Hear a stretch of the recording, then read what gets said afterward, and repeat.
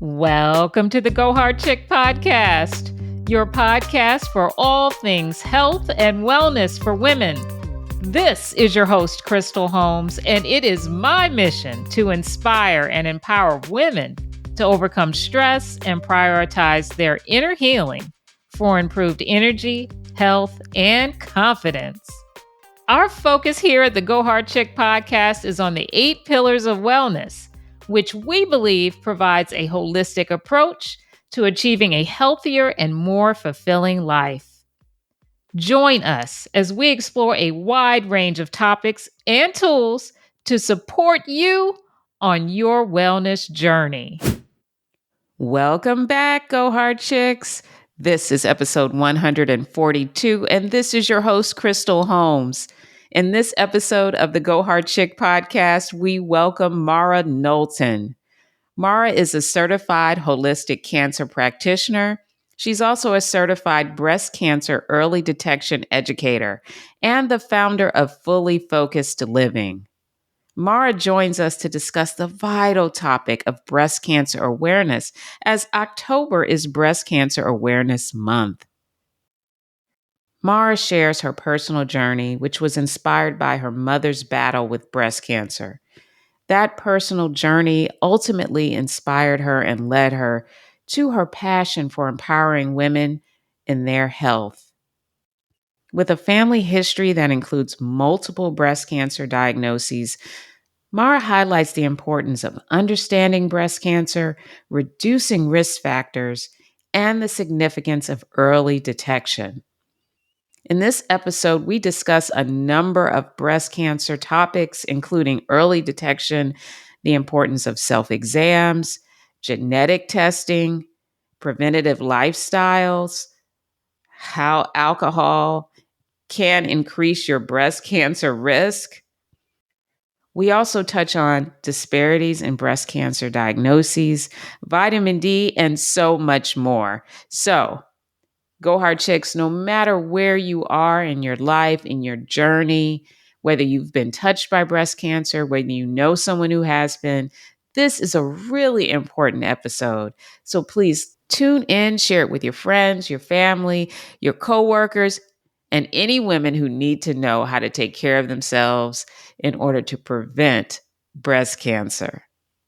This episode is jam-packed with tons of information and actionable steps that you can employ in furtherance of your health. So, without further ado, Go Hard Chicks, let's jump into this episode of the Go Hard Chick podcast with Go Hard Chick, Mara Knowlton.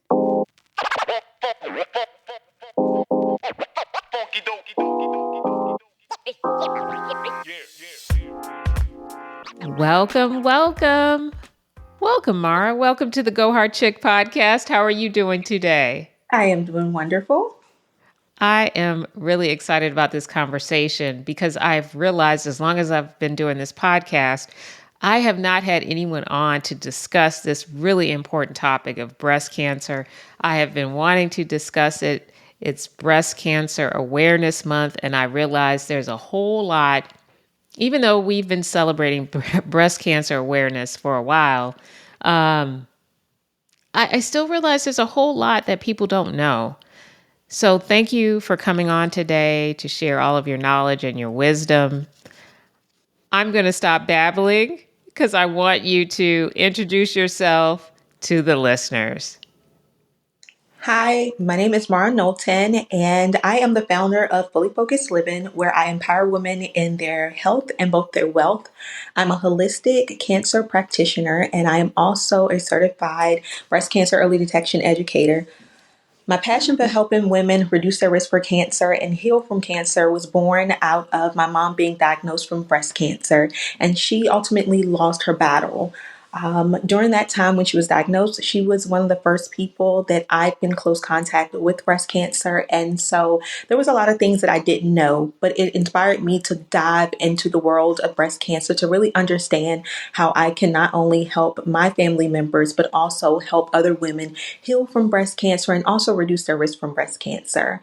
Since then, my grandmother had 5 daughters, my mom being one of them, and 2 of them have also been diagnosed with with breast cancer. That's 3 out of 5 women in my family have been diagnosed with breast cancer. And so this journey that I'm on to empower women and to help women heal after breast cancer and just understand breast cancer is something that's very near and dear to me. And I look forward to continuing to share my mission in the world of breast cancer. Oh, thank you so much. And I'm so sorry about your mom. So sorry. My condolences. It's funny how certain things in life kind of, good and bad, kind of put us on the path to help others. So if no one's told you, we are grateful for you and what you do. Well, thank you so much. And I hear that a lot from a lot of women just because sometimes they are the first in their families to be diagnosed and they don't have the support or they don't know where to turn outside of their normal traditional doctors. And so I'm just happy that I can be that person that women can turn to really help them on their journey. So I appreciate Yeah. that. Yeah. Yeah.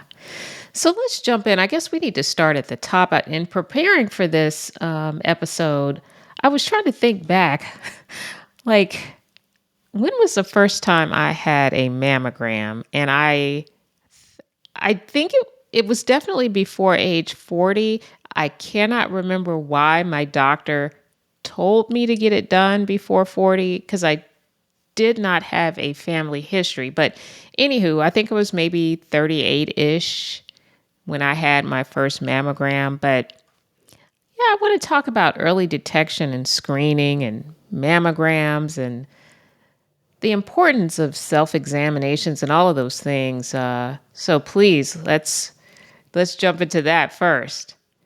The first step it's always going to be self exams. Self Mm. exams are going to be very critical for all women, no matter the age, because breast cancer now is being diagnosed at an early and earlier stage for many women. And to set up a time during the month that you can do a regular breast cancer screening on yourself is so important. Many women will do it in the shower. Some women will do it just laying in bed with their arm above their head and just feeling around their breast tissue to make sure that they feel no lumps and no bumps. But that is always going to be the first thing that I tell a woman. Do your self exams and start teaching your daughters to do them at a younger and younger age. And I suggest at the age of 18. At the age of 18, you should be showing your daughter Mm. how to do a breast exam. And a lot of women feel like the lump is the first sign. That's not the first sign and it's not the only sign. There's actually about 12 signs and symptoms of breast cancer. And the lump is kind of one of the ones that's most common, but it's not the only. Okay. You said a mouthful. Okay, but I got a question before we get into the 12 signs because I want to know about that because I never knew that. Is there a particular time of month when women should do breast exams or shouldn't? I think that there should be, and it's not just what I think that you should just pick that time of the month. And some women, it's just the first of the month. Now, everyone's menstruals Mhm. are different. And if you get an understanding of how your breast tissue feel on this certain time of the month, then that's going to be normal for you. Because I vaguely remember way back when uh, I was, I don't know if I was ever really told. Well, I'm sure one of my doctors told me to do the self breast exams, but that there was like around your period, either don't do it or something like that. But that could have changed, of course, you know. But it makes a lot of sense. You should know your breasts and how they feel. That Correct. makes sense. Correct. And with a normal woman, your menstrual cycle is going to move throughout the month, through every month. Every month is going to move.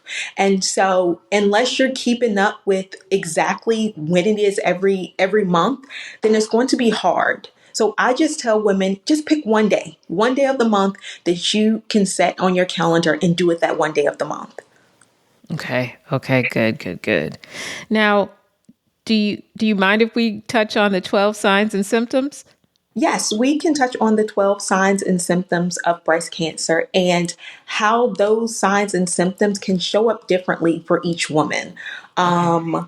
So, the first one that we can get into is the lump, which is the Hmm. most common.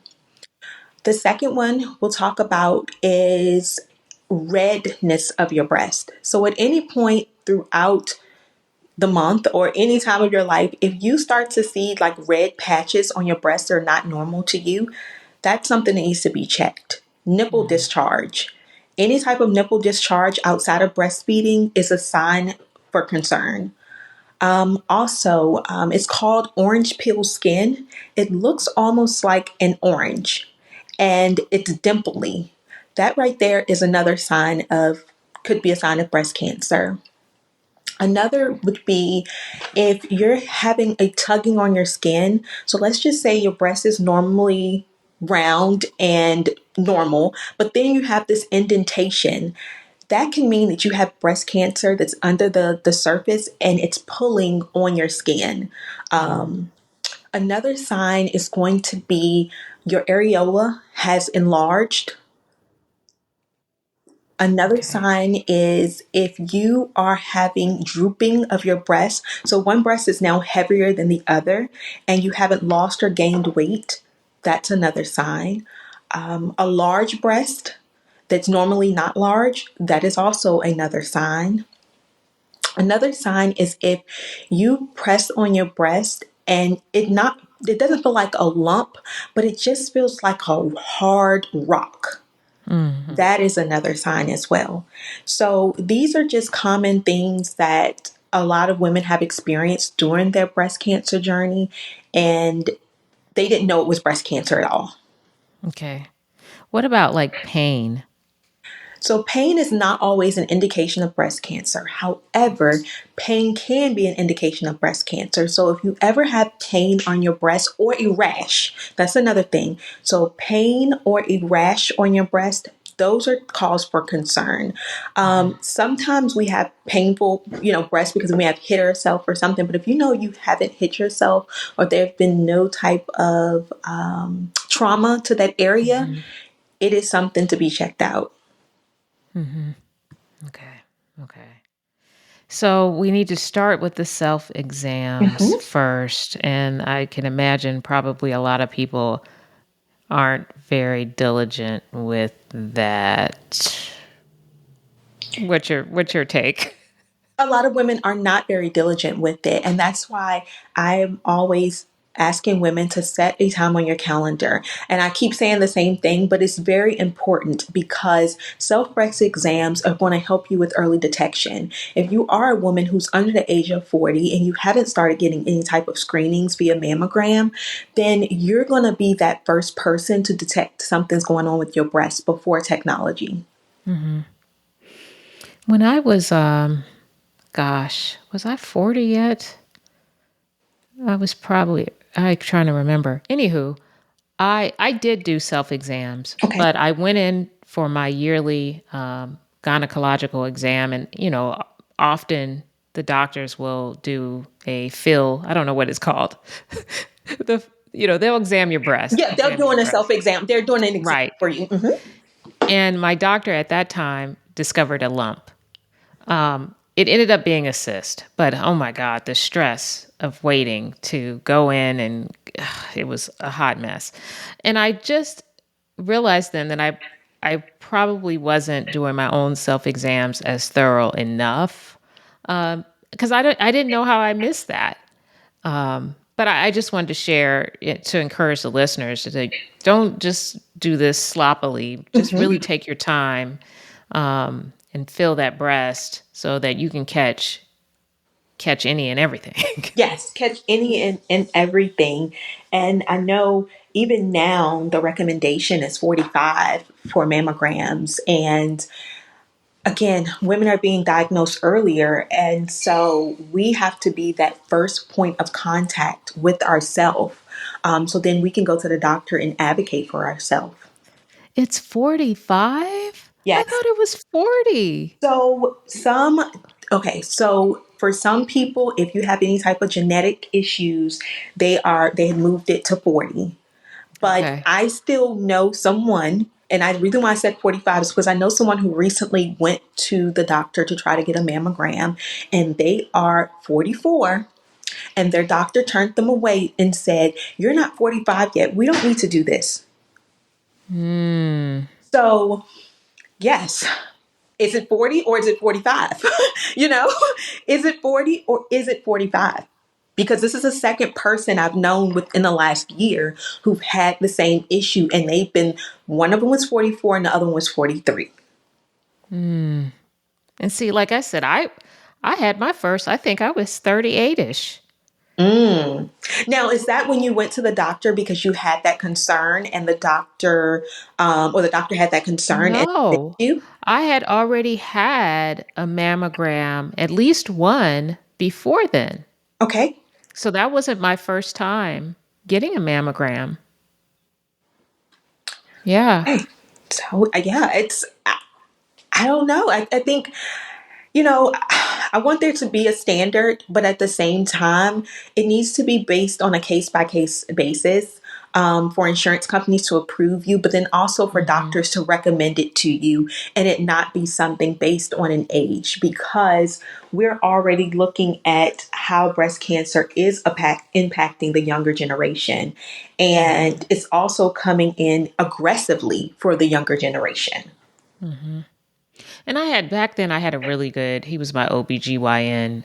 He's since retired. Ugh. Um, but I remember having a discussion with him about, I don't mean to go off on this tangent, but I remember him at that time, some guidelines came out about how often women should have pap smears. Hmm. And I think at that time it changed from every year, or they were starting to recommend every 2 years or something, 2 to 3 years. And I asked him about it because I would normally go in every year. And he said, look, I'm going to talk to you like you're my sister or my daughter or my wife. And he's like, I've seen young women as young as 19 come in here with cancer. Mm. So I would continue going every year. And that's what I do. Yeah. Yeah. And sometimes we have to make that determination for ourselves. Just even if the recommendations from the American Cancer Society is one thing, we still have to make sure we're advocating for ourselves and do what feels comfortable for us, because it's our body at the end of the day. Yes, yes, it definitely is. It definitely is. Okay, so 45. Wow. Um how can we understand risk factors? Like how do we know, like obviously if our mother may have had breast cancer, that's kind of clear. But what other genetic, I guess, risk factors should we be looking out for? So we can talk about the BRCA mutation and Okay. what that looks like for a woman. So women with a BRCA1 or BRCA2 gene mutations have a significantly higher increased risk of breast cancer. And it's estimated now that about 45 to 70% of people with BRCA1 or BRCA2 will get breast cancer by the age of 70. So how do you know you have the BRCA mutation or gene? So what you have to do is you can go in and you can get genetic testing. Most times, if you Mhm. go into your regular family doctor or your OB doctor, you can let them know that you would like genetic testing. And what they'll do is they'll send you to a genetic testing clinic, and they will do blood work. The beautiful thing now is about 10 years ago, I would say 10 to 15 years ago, it was more of a sputum test where they were using saliva to test for the gene mutation. But now Mhm. technology has improved to where it's actually a blood test. Okay, so let me ask you this. Should any and everybody go and get tested for BRCA, or is it something that you would do, let's say, if your mom has or had breast cancer? Like, how do you know that BRCA is appropriate to test for, So if that makes I sense? will say this: Black women are less likely to receive the genetic testing and Okay. counseling, because even if we have the gene mutation, for example, in our family, let's just say someone in our family does have the breast cancer or has had breast cancer, doctors don't always offer genetic testing. Even if Hmm. you go into the clinic and you let them know that your parent or your sister or someone has had it. And many of us don't know that genetic testing is even available to us. And so it's more of talking to your doctor and understanding that genetic testing it can be done for any of us. It's not just if someone in your family has had breast cancer or if your mother had breast cancer. It's something that we can request from our doctors. I had no Yeah. idea. I just never, I never thought about that.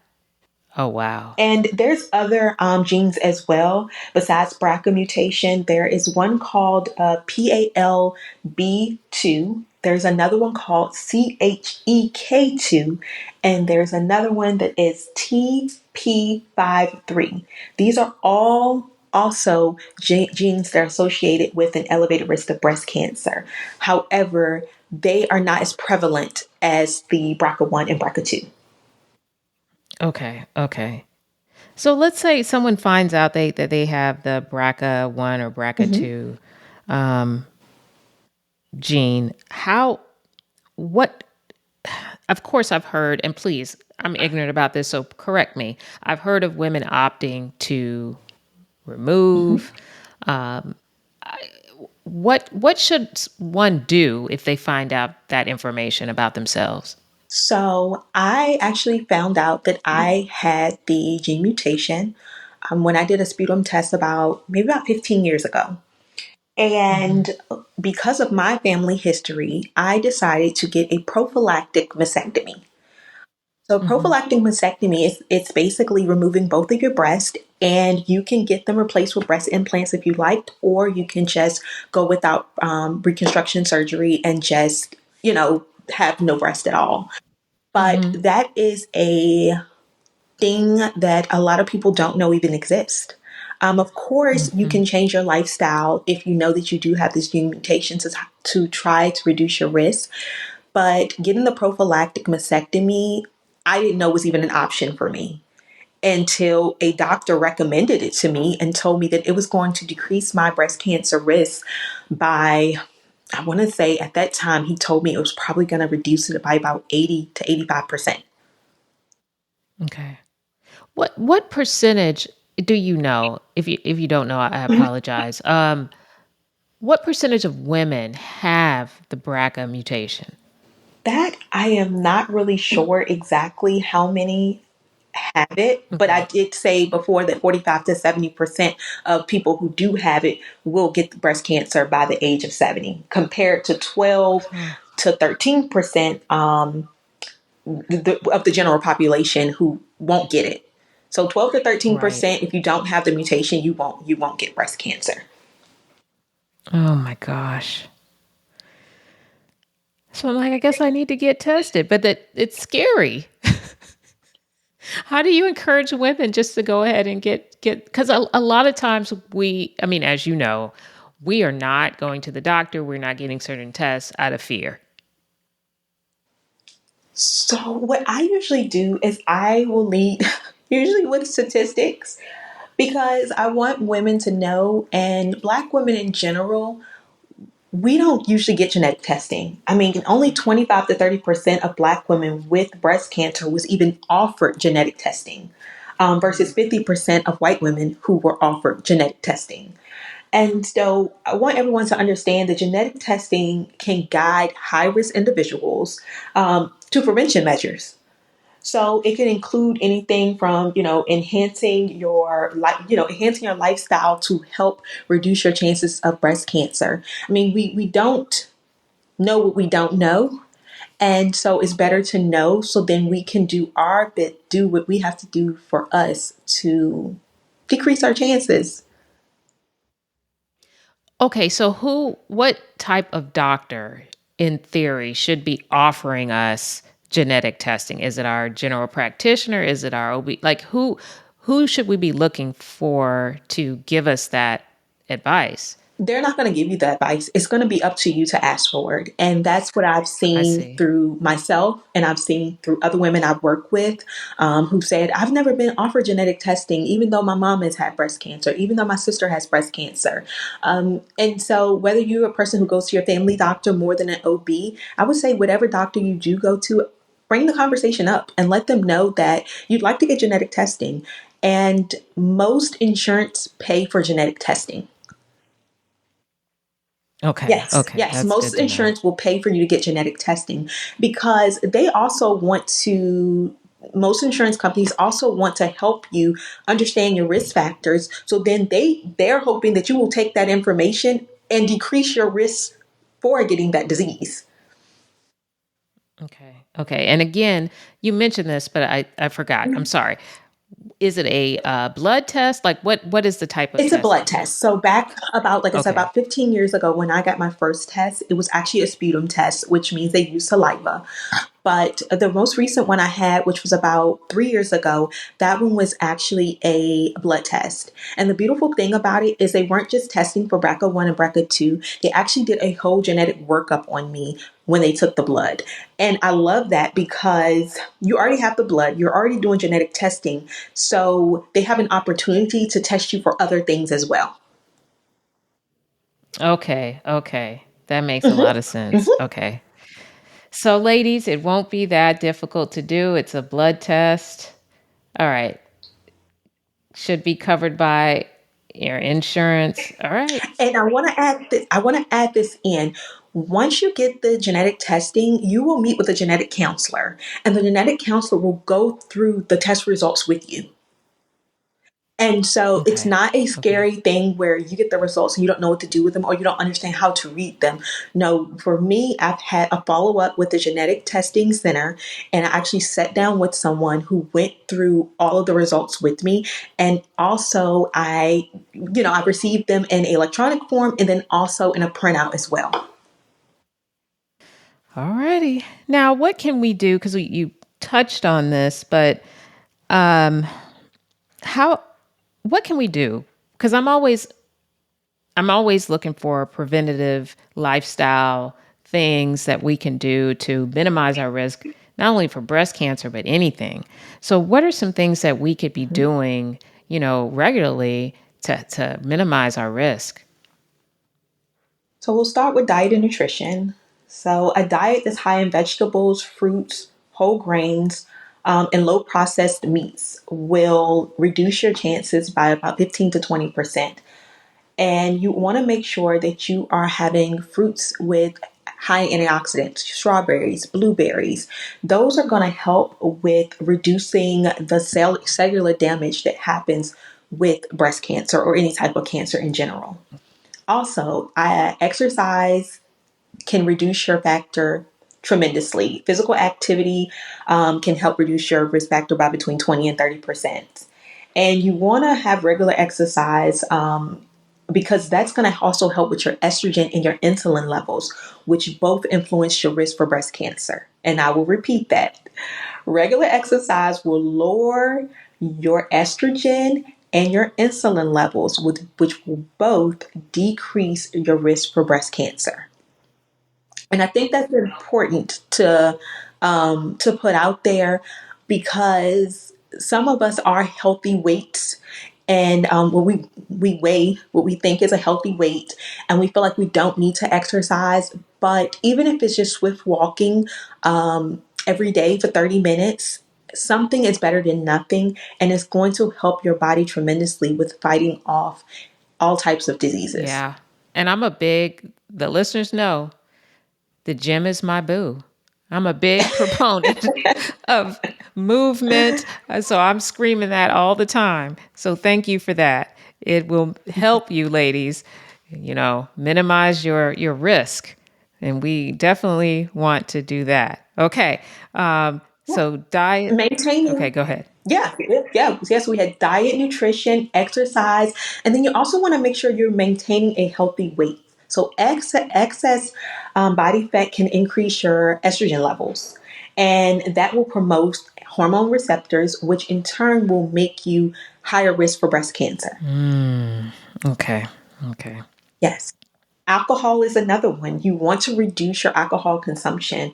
Alcohol is heavily linked to breast cancer, with studies showing that I think it was like between 7 and 10% increase of your risk of breast cancer if you're having a drink daily. So you want to make sure that you're limiting your alcohol intake. And any woman who has already been diagnosed with breast cancer, you really want to say no to all alcohol. Hmm. If you have the gene mutation, say no to all alcohol. I say no to all alcohol altogether, but I think that some people still want to have alcohol as part of their life, but just understand that it is increasing your risk for breast cancer. Well, it's a toxin, and I know that's hard for It a lot of is. people to wrap their head around, but Mm-hmm. it's toxic. Mm-hmm. Yes. Yeah, yeah. Yes. Okay, so speaking of toxins, what can we do? Should we be trying to minimize toxins in our environment as well? Yes, we should be trying to decrease the amount of toxins we take in through our water. And when I say water, not just the water you drink. In my house, I actually have a shower head that has a filter on it. For my son, I have a bath filter on the tub. So, water is a big, big toxin, and it's something that we intake every day, whether it's through our skin because we're taking a shower or we're drinking it. Hmm. And so, filtering your water is very important. You also have to think about your environment inside of your home. Our homes are more toxic than the outside air. So the air in our homes is more toxic than the outside air. And so air purification is very important. Making sure you are changing out your filters in your HVAC systems, very important as well, because these toxins is coming off from refrigerators, from your HVAC system, from electronics. They're just constantly polluting the air. And you are intaking them, which is increasing your risk for all types of cancer, not just breast cancer. Hmm. Hmm. You also have plastic. Plastic is a big, big endocrine disruptor. And endocrine disruptors are basically exactly what it sounds like. It's disrupting your normal hormones inside of your body and these fake hormones are mimicking them. So it's throwing off your regular biological way that your hormones would normally work. And plastic is something that we intake a lot of, whether we're drinking out of plastic water bottles, we are heating our foods in the microwave in plastic bowls, we're storing hot food in plastic bowls, we are using cutting boards, for example, plastic cutting Hmm. boards. Every time you cut on a plastic cutting board, little pieces of plastic is being released into your foods. So those are just three ways that you can start to reduce your toxin intake, which is through water, plastic, and also through through the air. Yeah, I started a few years back on just a campaign to remove as many plastics out of my house and or kitchen. So, Mhm. I don't drink out of plastic. I don't buy bottled water. Same. I both my daughter and I have, stainless steel water bottles. I try to, oh, I got rid of all the plastic Tupperware, Mhm. bought Mhm. glass. So, yeah, it's a process. It's nothing that's gonna, you just have to go out and throw out everything in one day, but just every week, every month, just try to make some changes. But yeah, so those are some great Yeah. points. Yeah, and small changes are going to make a big impact. And like you said, it can be expensive to make some of these changes, but we have to think about the expense of our health as well. And not just in a monetary sense, but then what expense are we putting our health and our children at as we continue to do these things that we know can be detrimental to our bodies over time? Hmm. Hmm. Okay, so we kind of touched on this, but I want to go a little deeper. Um, Okay. Breast cancer in younger women or women under 40, you mentioned that that's on the rise. Um, Mhm. I can imagine just trying to get, well, we talked about it, like if the recommended age now for mammograms is 45, I mean somebody under 40, if they want to have a mammogram, I guess that's going to be challenging. What are some challenges that young women face? So, one of the unique challenges is delayed diagnosis. So, younger women face higher odds of delayed diagnosis, with about 25% experiencing delays in receiving appropriate care just because of their age.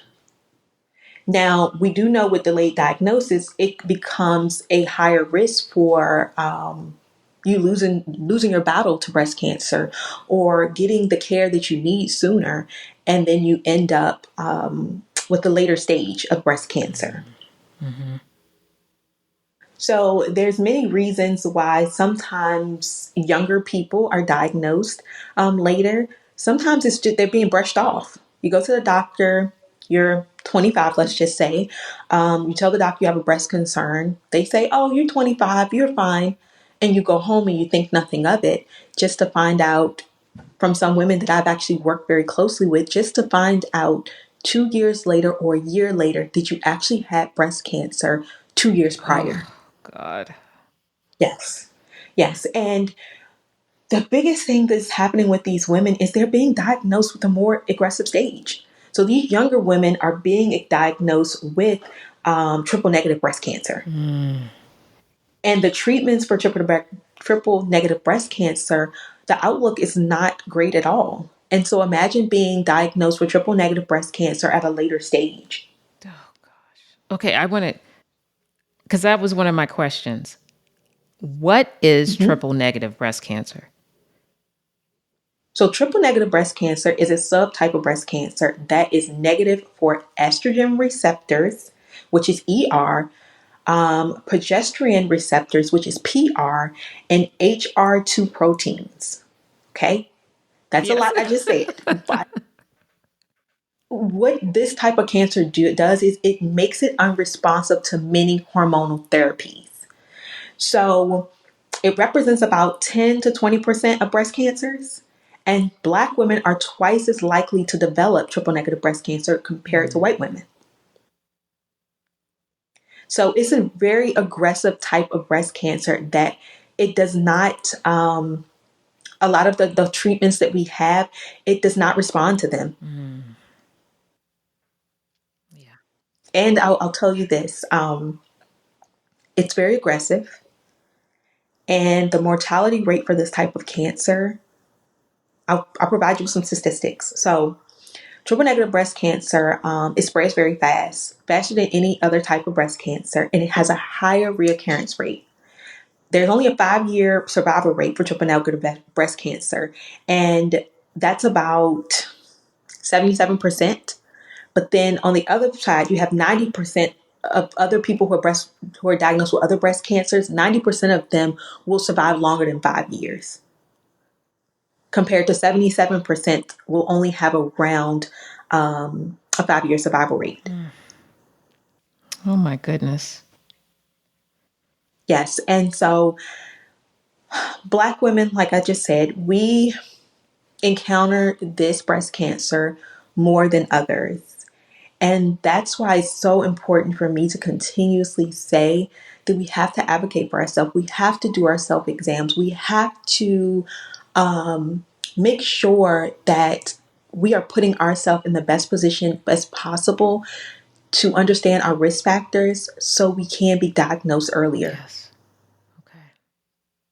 Yeah, when I had I go and I get my mammograms every year, and I have dense Mm-hmm. breasts, so of course Mm-hmm. now Mm-hmm. it started where I would get a mammogram, and 3 days later they're like, "Hey, you got to come back in. We need to do an ultrasound." But now I do the 3D mammogram.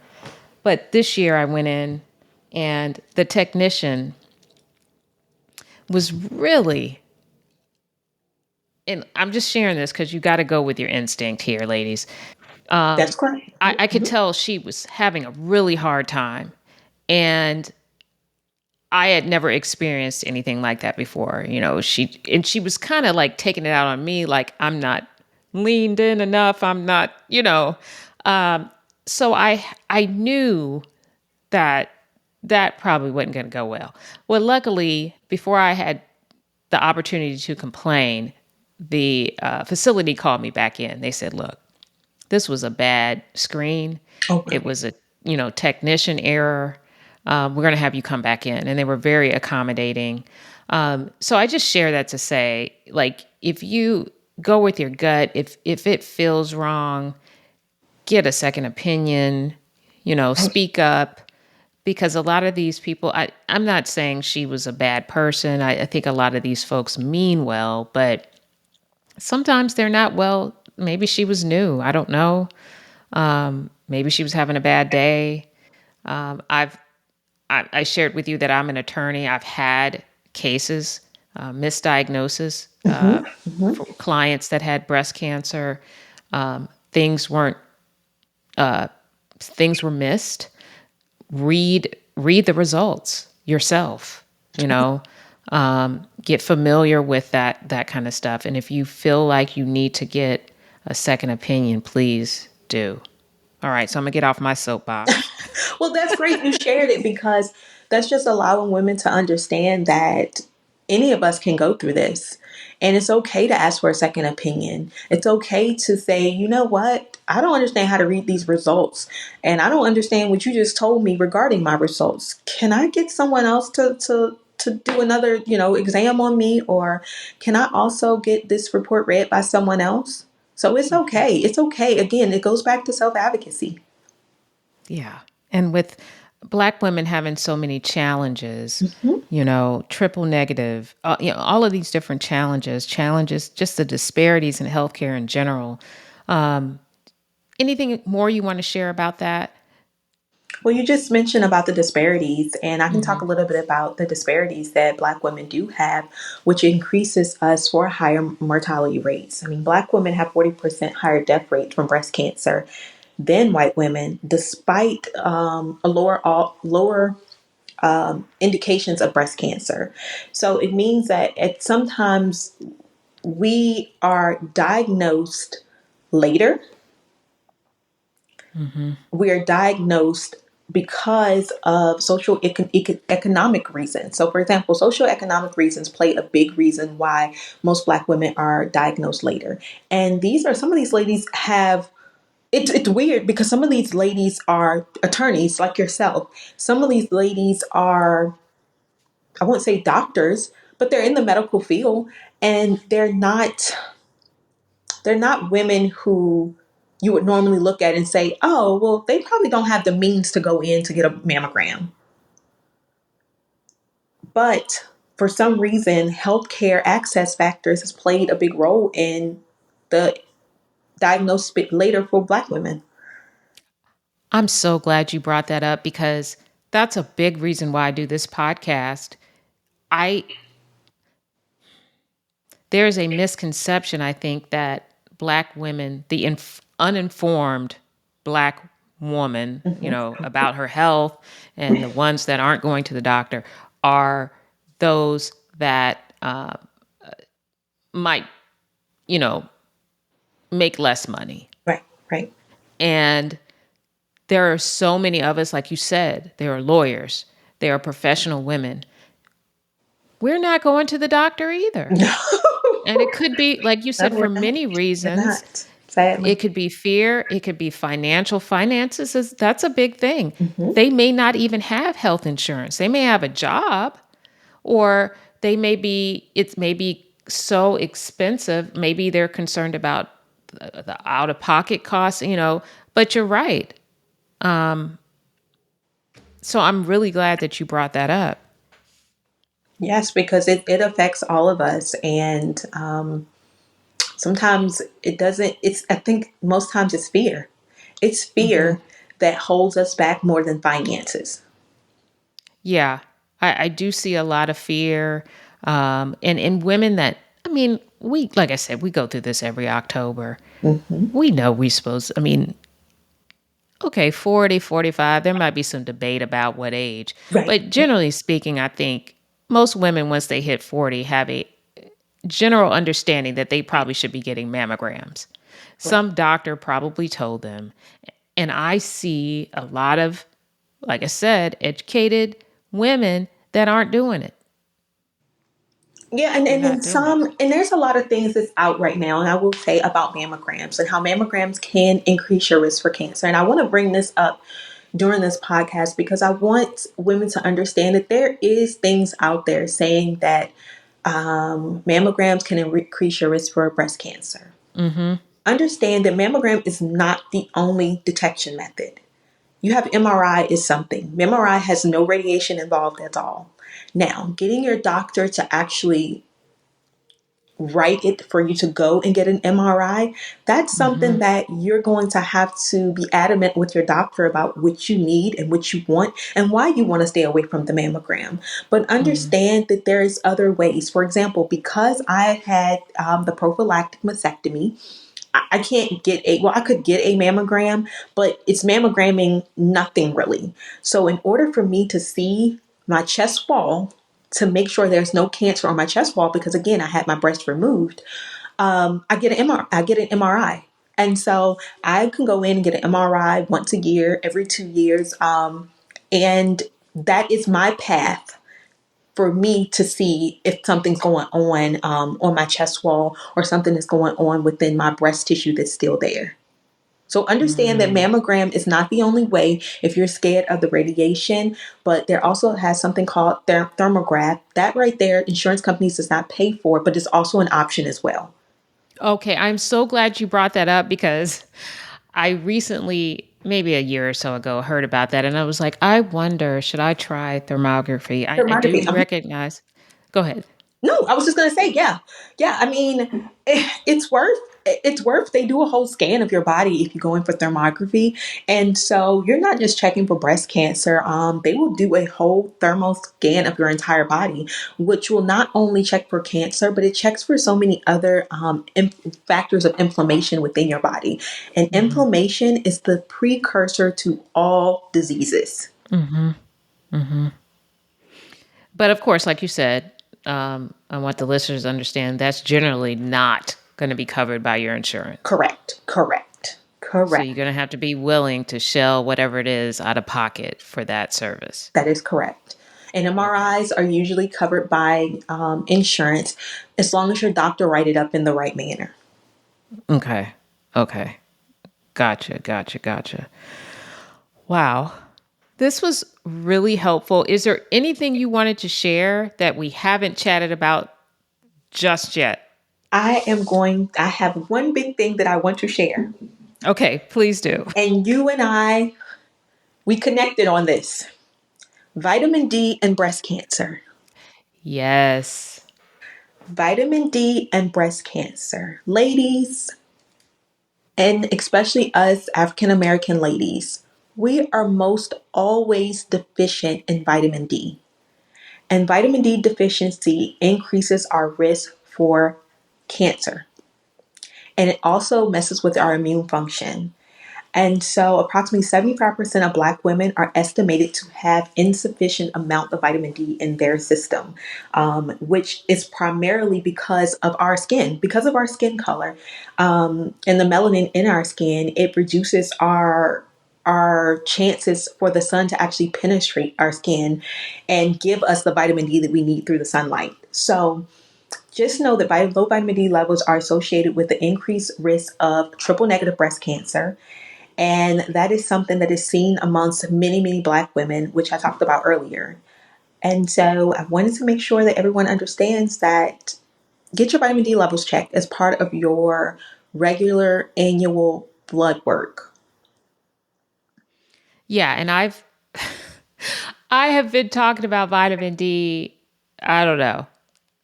And I still see people around me not taking that seriously. It is serious. Like I mine was low as well when I found out I had the autoimmune disease. Like Mhm. it can trigger so many different diseases.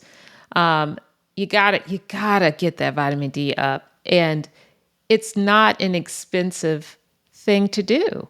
No, it's not at all. And it's a simple blood test. And I'll tell any woman if you're struggling with mood changes like depression, sleep problems, being exhausted all the time, any type of muscle twitches or muscle spasms, hair loss, joint stiffness, frequently having infections or illnesses, these are just some of the signs of low vitamin D.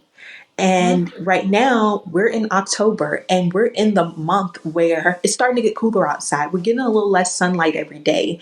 And this will play into how much vitamin D we're getting. And so, if no other time of the year, make sure you're getting your vitamin D levels checked now so you can supplement and keep them at a level to where you are decreasing your risk for cancer through vitamin D. Yeah. And this is we're going into cold and flu season. Yes, we are. So, like I was sharing with someone the other day, I mean, this is not typical, but it probably should be. I have my vitamin D levels checked probably 3 times a year. You Same. know, I do it right around now, fall, because I want to make sure as I'm going into cold and flu season that I'm optimal. Mhm. Then I'll check again in spring, and I might check again in the midsummer. But I'm checking, and it's not expensive to have that blood test done. But you certainly want to know where you stand, and if you're deficient, you're going to have to test again. Listen to your doctors about when, but Mhm. probably my doctor told me I think it was 60 or 90 days test again to see where my levels were. But for me, and then again, this is not medical advice. Everybody's different. I have to take vitamin D year round. Same. I cannot stop. If I stop, they're going to fall, my levels. So I'm a Black woman. It's just something I have to do. Yes, and it's something that we all most likely have to do because I'm the same. I have to take mine all year round as well. And even though I do eat foods that are high in vitamin D, it's just I want to keep my levels at an optimal level. And so Hmm. it's just important that I continue to take it throughout the year. And if you are someone who maybe don't want to go to the doctor to get the vitamin D test done, understand that there's independent labs like LabCorp where you can Yes. do a walk-in. I think I'm not going to quote the price, but just know I think it's less than $50 to get a vitamin D only screening done, blood test done, and get those results back. So if it's something you don't want to make a whole appointment to go to your regular doctor for, then you can just go to an independent lab such as LabCorp and have that blood work done, along with Yeah. so many other blood work tests they offer Exactly. independently that you don't have to put through insurance companies, or you don't have to actually make an appointment to see your doctor to do. But vitamin D is definitely that vitamin that we need to make sure we are taking and we're keeping and maintaining optimal levels of it. Right. And you brought up a good point. I do not. Now this varies with state to state from what I understand. Mhm. I mean, some states it's not legal for you, but where I am in Georgia, I can request my own lab test. There's many different websites you can go and do this. But I'll just share. I go to ultralabs.com. I request my own vitamin D test. Yes, when I see my doctor during my yearly exam, my physical, for example, she'll pull it. Great. But the other times of the year when I'm trying to follow up and make sure, I get it myself. And it is definitely less than $50. It might be like $30 if I Mhm. recall correctly. And you're able to pick the closest lab facility next to you, with near your home or work. I pop in there after I drop my daughter off at school. I have my blood drawn at about 8:15 in the morning, and I keep it moving. And a few days later, I get the results. So Yes. there's many ways. I feel you ladies. I don't have time to go sitting in the doctor's office all the time, but there are really quick ways that you can, have blood tests done and know where you stand. Yes, I totally agree with that. And like I said, I've done it through the independent lab as well. There's ways that we can just take care of our bodies and take care of ourselves, even when we don't feel like the doctor is listening to us. And that is why I do the work that I do and share the things that I do share, because I want women to understand that we're all in this together. We're all women and we're Mhm. all in this together, whether it be breast cancer or even any other type of cancer that only us women can get. And believe me, men can get breast cancer as well. But what I'm saying is we are largely impacted and we're all in this together. So we just have to continue to share the knowledge, and not just in October. We have to share it all year long so we can help ourselves and our loved ones. Yes. Thank you so much, Mara. Now, before I let you go, I want you to share with the listeners how can maybe they want to reach out, they need a coach, they need someone to help them.